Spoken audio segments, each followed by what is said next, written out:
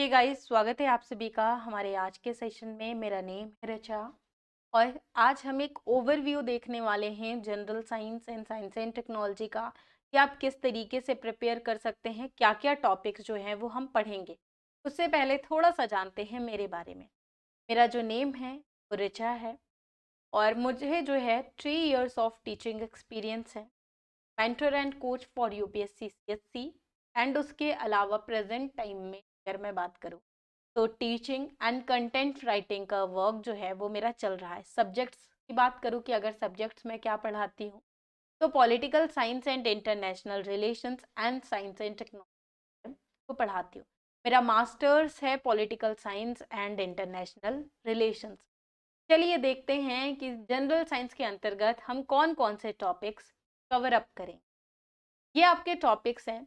Main focus हमारा पहले biology पर होगा, फिर फिजिक्स एंड केमिस्ट्री। क्यों ऐसा? इस वजह से क्योंकि मोस्ट ऑफ क्वेश्चंस जो हैं वो आपके बायोलॉजी से पूछे जा रहे हैं। फिजिक्स एंड केमिस्ट्री का दायरा पर्टिकुलर यूपीएससी में जो है वो सीमित होता जा रहा है।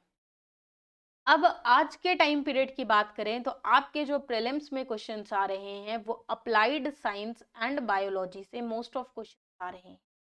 जब आप यूपीएससी के सिलेबस को देखते हैं तो यूपीएससी के अगर आप प्रीलिम्स के सिलेबस को आपने देखा हो तो प्रीलिम्स के सिलेबस में जो है वो जनरल साइंस।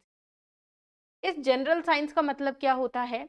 इस जनरल साइंस से मतलब ये है कि जो हम डेली लाइफ में जो साइंस को यूज़ करते हैं उस साइंस के बारे में हमें देखना है। देन अगर हम मेंस के बारे में बात करें कि मेंस में, तो मेंस में आप सभी ने सिलेबस जब देखा होगा तो वहाँ पर आपने साइंस एंड टेक्नोलॉजी लिखा हुआ पाया होगा, कहीं भी जनरल साइंस की बात नहीं। तो क्या ऐसा है कि सिर्फ हमें मेंस के लिए साइंस एंड टेक्नोलॉजी पढ़नी है? नहीं। अगर आप इस भ्रम में रहते हैं कि प्रीलिम्स में जनरल साइंस लिखा हुआ है तो क्वेश्चन सिर्फ वहीं से आएंगे, मेंस में साइंस एंड टेक्नोलॉजी लिखा है तो वहां से क्वेश्चन। आप लास्ट 10 इयर्स के क्वेश्चंस पेपर उठाकर देखिए, आपको क्वेश्चंस जो है वो साइंस एंड टेक्नोलॉजी के भी मिलेंगे। बायोलॉजी के एंड साइंस एंड टेक्नोलॉजी के क्वेश्चंस आपको मोस्टली जो है वो बराबर देखने को मिल रहे हैं। इस वजह से अगर आप चाहते हैं कि जनरल साइंस के क्वेश्चंस आपसे हो जाएं तो उसके लिए आपको प्रीलिम्स के लिए साइंस एंड टेक्नोलॉजी भी कवर करके जाना पड़ेगा। कुछ मेजर एरियाज हैं जो आप कवर कर सकते हैं। क्लासेस के दौरान मैं आपको बताऊंगी कि ये मेजर एरियाज हैं जिन्हें आप कवर कर लीजिए। इतने टॉपिक से आपका काम जो है वो हो जाएगा। बायोलॉजी में एक सीक्वेंस है, उस सीक्वेंस से हम पढ़ेंगे, बट मेन फोकस हमारा कुछ ऐसे एरियाज पर होगा जो बहुत ही इंपॉर्टेंट चैप्टर्स हैं और जहां से क्वेश्चंस आते हैं। बायोलॉजी में फर्स्ट चैप्टर आता है आपका सेल्स। तो इसे जो है वो हम 1 आवर में कंप्लीट करेंगे। ये भी मैं बता देती हूँ कि कितने टाइम पीरियड में जो है वो हम कवर करेंगे। अब जैसे सेल्स को 1 आवर में इस वजह से भी कंप्लीट कर लेंगे क्योंकि यहाँ से जो क्वेश्चंस हैं वो लगातार कम आने लगे, चाहे वो आपका यूपीएससी हो या स्टेट पीसी। हमें ये फोकस करके चलना है कि जहाँ से ज़्यादा क्वेश्चंस आ रहे हैं वो टॉपिक हमें कवर करना है। क्योंकि मेन एम जो है वो हमारा सब कुछ पढ़ना तो है, लेकिन मेन मोटिव ये है कि सिलेक्शन लेना है। आपको उस पर्टिकुलर सब्जेक्ट का प्रोफेसर नहीं बनना है और ना ही मैं प्रोफेसर बनाने आई हूँ आपको। मेरा मेन मोटिव ये है कि मेरे जो सब्जेक्ट्स हैं उसमें जितना मैं आपको पढ़ाऊँ, आपको प्रीलिम्स में क्वेश्चंस देखने को उसमें से मिल जाए और आप कर लें। इतना मेन मोटिव होगा। कुछ जो है चैप्टर्स हम मिसलिनियस में भी रखेंगे जिसमें आपके जो करंट इवेंट्स हुए हैं, जो करंट टॉपिक हुए हैं, उनको भी हम साथ ही साथ कवर कर लें। क्योंकि डिसीज वाले जो टॉपिक हैं वो टाइम टू टाइम करंट वगैरह में भी रहते हैं, तो करंट अपडेट्स जो भी आए हैं वो भी तो आपको देखने पड़ेंगे ना। सेल्स जो है वो हम 1 आवर में कंप्लीट कर लेंगे। जेनेटिक्स आपका 2 आवर्स में कंप्लीट कर लेंगे। यहाँ से क्वेश्चंस देखने को मिलते हैं और ठीक ठाक जो है वो कंटेंट है जो आपको पढ़ना है। फिर क्लासिफिकेशन ऑफ लिविंग थिंग्स के बारे में पढ़ेंगे, इसे भी हम 2 आवर्स में कंप्लीट कर लेंगे। इवोल्यूशन ऑफ लाइफ के बारे में देखेंगे, इसे भी हम 2 आवर्स में कंप्लीट कर लेंगे कि हमारा सारा का सारा जो है वो प्रोसेस किस तरीके से होगा। फिर हम जो है वो टिश्यूज के बारे में देखें। ये इसमें से ऐसा कोई भी चैप्टर नहीं है जो इससे पहले आपने ना देखा हो ना सुना हो, क्योंकि 10th तक साइंस एक ऐसा सब्जेक्ट है जो हर किसी ने पढ़ा हुआ होता है, तो आपको एटलीस्ट उतना तो कर ही लेना है। फिर हम टिश्यूज़ की बात करते हैं। टिश्यूज़ में जो है वो हम 2 आवर्स में पढ़ेंगे। फिर एंडोक्राइन सिस्टम के बारे में पढ़ेंगे और रेस्पिरेटरी सिस्टम के बारे में। ये दोनों आपके ऐसे टॉपिक हैं जिन्हें हम लिंक करके पढ़ेंगे। Endocrine system and respiratory system में हम टोटली जो है वो 4 आवर्स में दोनों के दोनों चैप्टर्स कंप्लीट।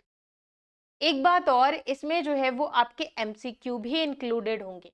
आपने कितना पढ़ा, कितना समझ में आया, उसका इवैल्यूएशन अगर आप करना चाहते हैं तो सिर्फ और सिर्फ आप मॉक टेस्ट सॉल्व करके ही कर सकते हैं। क्वेश्चंस मैं आपको काफ़ी सारे प्रोवाइड करवा दूंगी, तो वो आप मेक श्योर करिएगा कि कर लीजिएगा। The transport system in organism, इसके बारे में भी हम पढ़ेंगे कि जो ट्रांसपोर्ट सिस्टम होता है ऑर्गेनिज्म का वो किस तरीके से होता है, क्या एक प्रोसेस होता है, इसे 1 आवर में ही कंप्लीट कर लेंगे।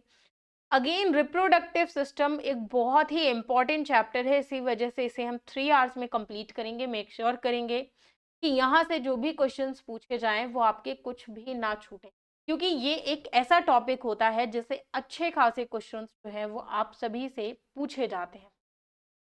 फिर हम एक्सक्रीटरी सिस्टम के बारे में पढ़ेंगे। एक्सक्रीटरी सिस्टम अगेन आपका एक इम्पॉर्टेंट चैप्टर है जिसे हम 2 आवर्स में कंप्लीट करेंगे।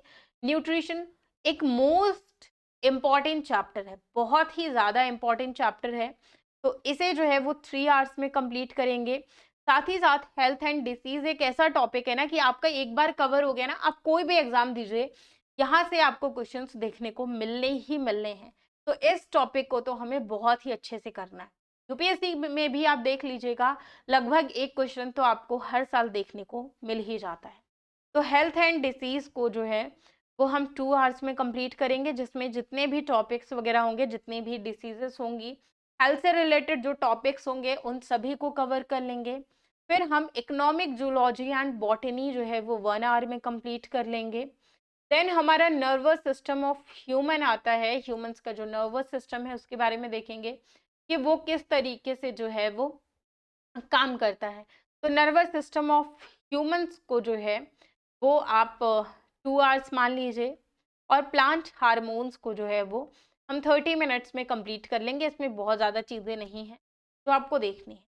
ये आपके बायोलॉजी का एक स्ट्रक्चर है जिसमें हमें कंप्लीट करनी है इतनी बातें, और आपको भी मेरे साथ कंप्लीट करना है।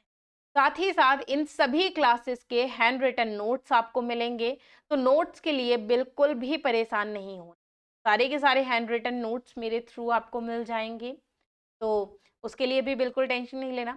सिर्फ और सिर्फ आपको पढ़ाई करनी है, रिवीजन करना है, एंड अगेन आपको एमसीक्यू सॉल्व करने हैं जो चैप्टर्स हम पढ़ा देंगे।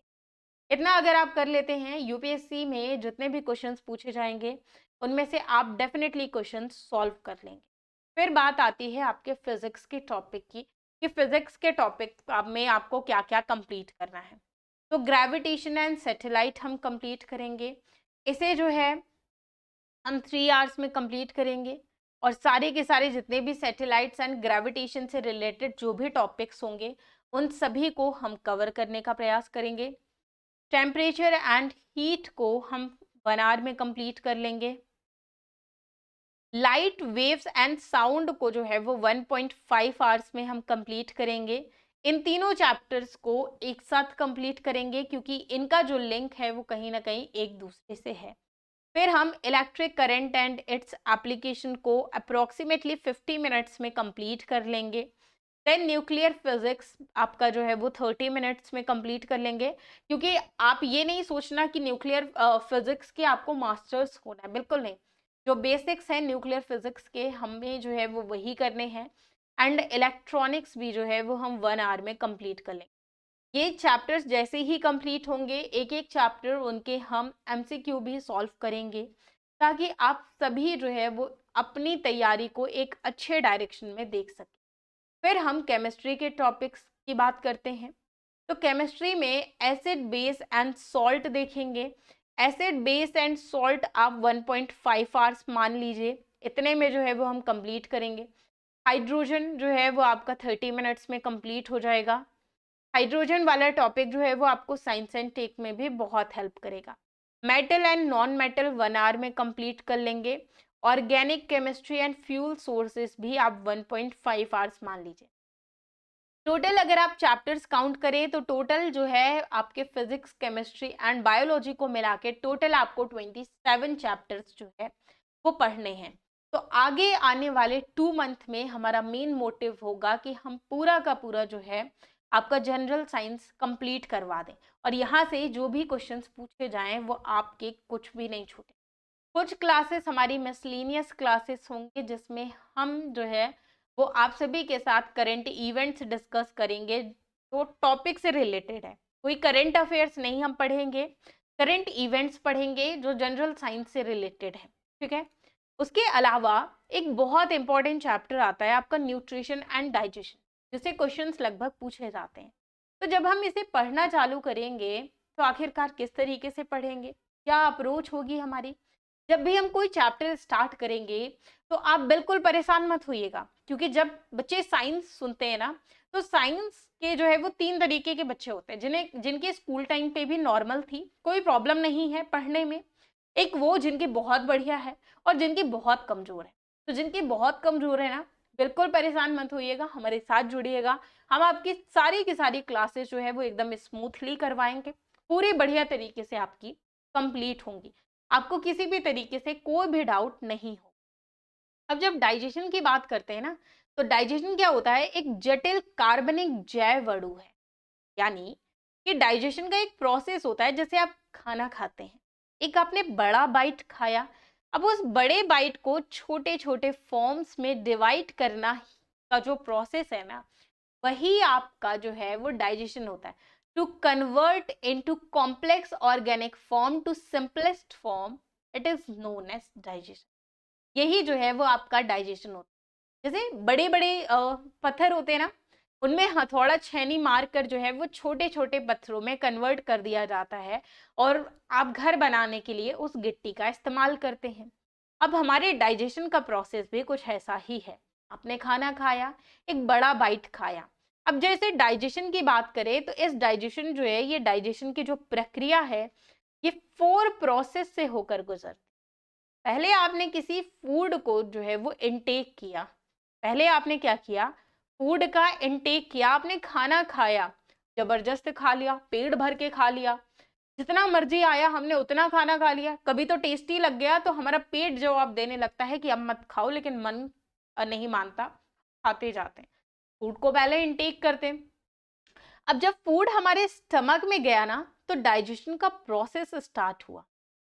अब इस डाइजेशन के प्रोसेस से जो है 2 तरीके से चीजें निकल कर, अब डाइजेशन के प्रोसेस से एब्जॉर्प्शन भी होना चालू करेगा एंड एक्सक्रीट भी होना चालू करेगा। यही 3rd एंड 4th प्रोसेस है।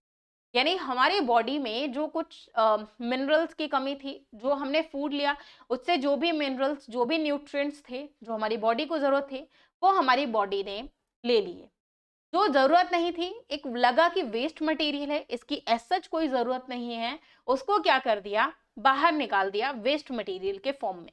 इस तरीके से डाइजेशन जो है वो आपका वर्क करता है। अब इसी में एक टर्म आता है एंजाइम्स। सारे के सारे जो एंजाइम्स होते हैं वो प्रोटीन से बने हुए होते हैं। अब ये जो प्रोटीन होता है ना, ये प्रोटीन जो है ये कॉम्प्लेक्स ऑर्गेनिक फॉर्म है।